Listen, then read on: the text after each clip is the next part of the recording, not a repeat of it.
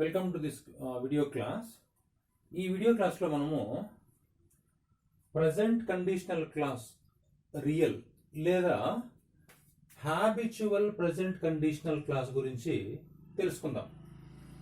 చూడండి, ఇక్కడ ఈ రియల్ ప్రజెంట్ కండిషనల్ క్లాస్ లేదా హ్యాబిచువల్ ప్రజెంట్ కండిషనల్ క్లాస్లో సబార్డినేట్ క్లాస్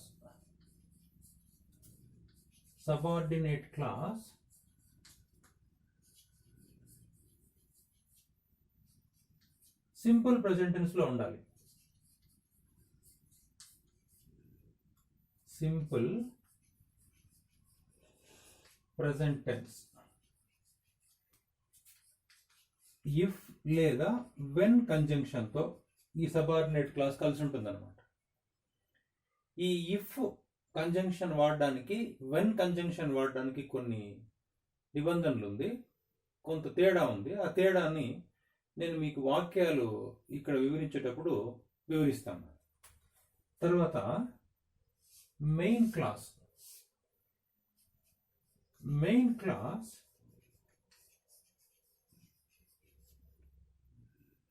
ఈ హ్యాబిచువల్ ప్రెజెంట్ కండిషనల్ క్లాస్లో రెండు క్లాసులు, సబార్డినేట్ క్లాస్ కానీ మెయిన్ క్లాస్ కానీ సింపుల్ ప్రెజెంట్ టెన్స్ లోనే ఉంటుంది అనమాట. Simple present tense.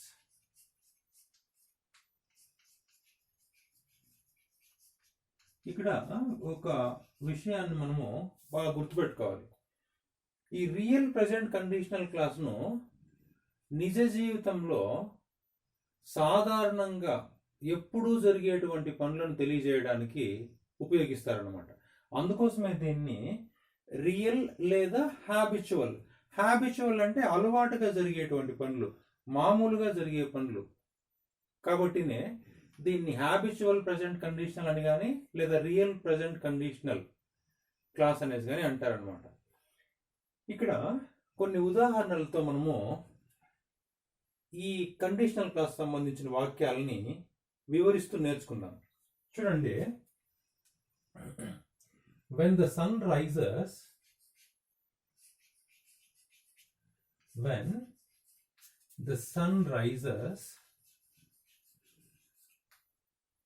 birds come out of their nests. Birds come out of their nests. ఇక్కడ చూడండి, ఎప్పుడైతే సూర్యుడు ఉదయిస్తాడో ఉదయము పక్షులు వాటి గూడును వదిలి బయటకు వెళ్ళిపోతుంది అనమాట. ఇప్పుడు ఇదే వాక్యాన్ని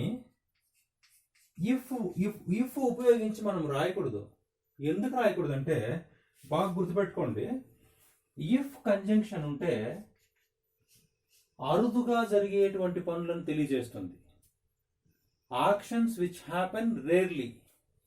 సో రేర్లీ హ్యాపెనింగ్ యాక్షన్స్,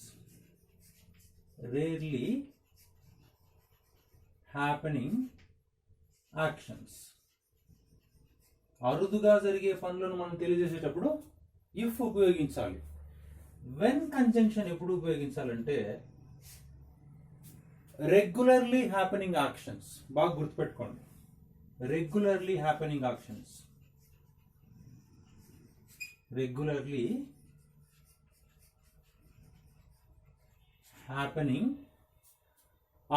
కు వెన్ అనే కంజంక్షన్ మనము ఉపయోగించాలి.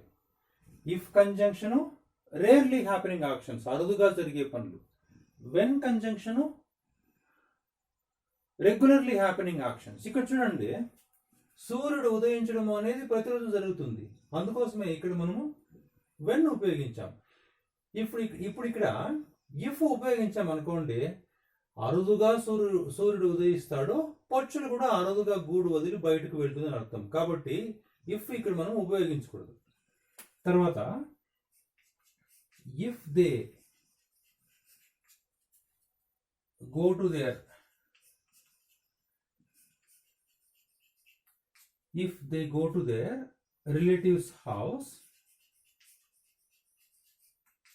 relatives house, they take fruits.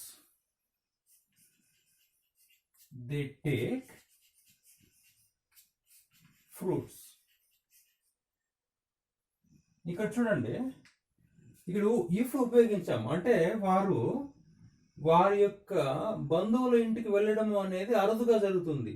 ఎప్పుడైతే వారు వెళ్తారో అరుదుగా అప్పుడు మాత్రమే ఫ్రూట్స్ తీసుకెళ్తారు అని అర్థం అనమాట. తర్వాత ఇంకా కొన్ని ఉదాహరణలు చూద్దాము.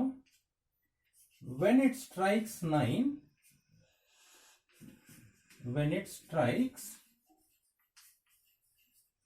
9 a.m. the college bell rings. The college bell rings. అంటే 9 గంటలైతే ఉదయము కాలేజ్ బెల్ కొట్టబడుతుంది. ఇది ప్రతిరోజు జరిగే పనే కదా, మామూలుగా జరిగే పనే కదా, కాబట్టి మనం ఇక్కడ వెన్ ఉపయోగించాం. తర్వాత when the babies feel hungry, when the babies are hungry, when the babies are hungry,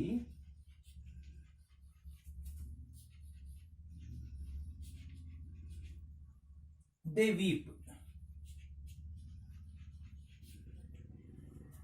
ఎప్పుడైతే పిల్లలు ఆకలిగా ఉంటుందో వారు ఏడుస్తారు.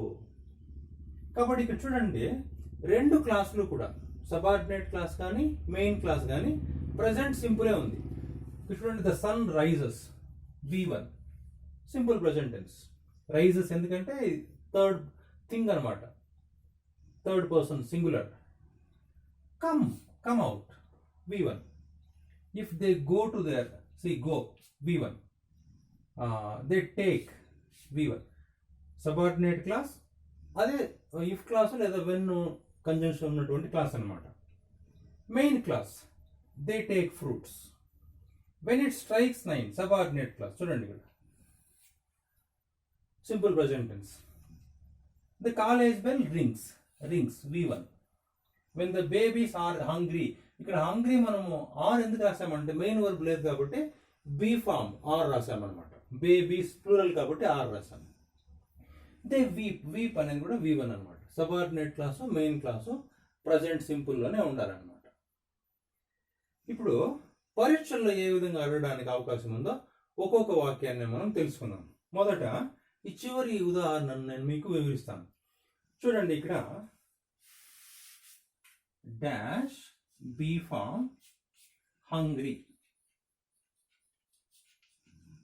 ఈ విధంగా ఇవ్వబడుతుంది అనమాట. దే వీప్. ఇక్కడ చూడండి, మామూలుగా జరిగేది. మనము ఈ వాక్యాన్ని నిశితంగా పరిశీలించినట్లయితే మనకు బాగా అర్థమవుతుంది ఇది ప్రతిరోజు జరిగే పనే కాదా అనేసి. బేబీస్ ఎప్పుడు ఏడుస్తారు? వారికి ఆకలిగా ఉన్నప్పుడు ఏడుస్తారు. కాబట్టి ఇది రియల్ ప్రజెంట్ కండిషనల్ క్లాస్. ఈ రియల్ ప్రజెంట్ కండిషనల్ క్లాస్లో మెయిన్ క్లాస్ కానీ సబార్డినేట్ క్లాస్ కానీ ప్రజెంట్ సింపుల్లోనే ఉండాలి. ఇక్కడ చూడండి, ఇక్కడ మెయిన్ వర్బ్ లేదు కాబట్టి బీ ఫామ్ ఇచ్చారు.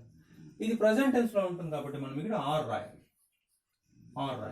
ఈ విధంగా మనము సమాధానం రాయాల్సి ఉంటుంది. తర్వాత ఈ వాక్యాన్ని మనము తెలుసుకుందాం ఏ విధంగా రాయాలి. చూడండి, ఇక్కడ ring. when it strikes 9 the college bell dash. Ring అనేది బ్రాకెట్లో ఇస్తారు V1. ఇది కూడా ప్రజెంట్ రియల్ కండిషనల్ క్లాస్ సంబంధించింది. ఏ విధంగా? మామూలుగా జరిగేటువంటి విషయం కాబట్టి ఎప్పుడైతే 9 గంటలు అవుతుందో అప్పుడు కాలేజ్ బెల్ కొట్టబడుతుందని అర్థం. ఇప్పుడు ఇక్కడ సబార్డినేట్ క్లాస్ సింపుల్ ప్రెజెంట్ టెన్స్లో ఉంది, మెయిన్ క్లాస్ కూడా సింపుల్ ప్రెజెంట్ టెన్స్లోనే ఉండాలి. కాలేజ్ బెల్ అనేది సింగులర్ అనమాట. కాబట్టి రింగ్స్ అనేసి మనం ఇక్కడ రాయాలి. రింగ్స్ ఈ విధంగా రాయాల్సి ఉంటుంది అనమాట. తర్వాత ఈ వాక్యాన్ని చూద్దాం.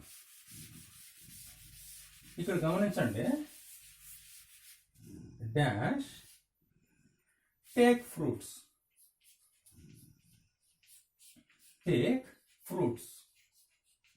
ఈ విధంగా ఇవ్వబడుతుంది అనమాట.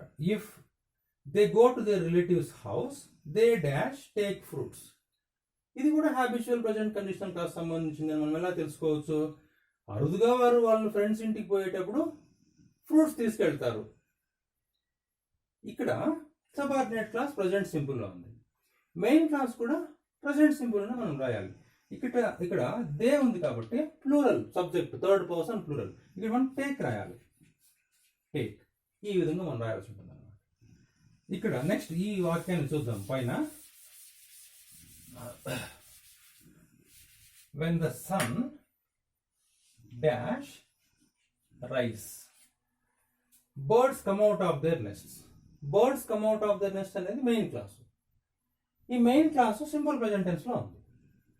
ఎప్పుడు పక్షులు బయట గూడు వదిలి బయట వెళ్ళిపోతుంది? సూర్యుడు ఉదయించినప్పుడు. కాబట్టి ఇది ప్రతిరోజు జరిగేటువంటి విషయమే. కాబట్టి సబార్డినేట్ క్లాస్ కూడా ప్రజెంట్ సింపుల్ లోనే ఉండాలి. when the sun rises. ఈ విధంగా మనము సందర్భాన్ని బట్టి ప్రతిరోజు జరిగేటువంటి పనులు, ఒకటి కండిషనల్ క్లాసు, మరొకటి మెయిన్ క్లాసు, రెండు సింపుల్ ప్రజెంట్ టెన్స్ లో రాసినట్లయితే అది హ్యాబిచువల్ ప్రజెంట్ కండిషనల్ సెంటెన్స్ కు సంబంధించింది అవుతుంది అన్నమాట. Thank you.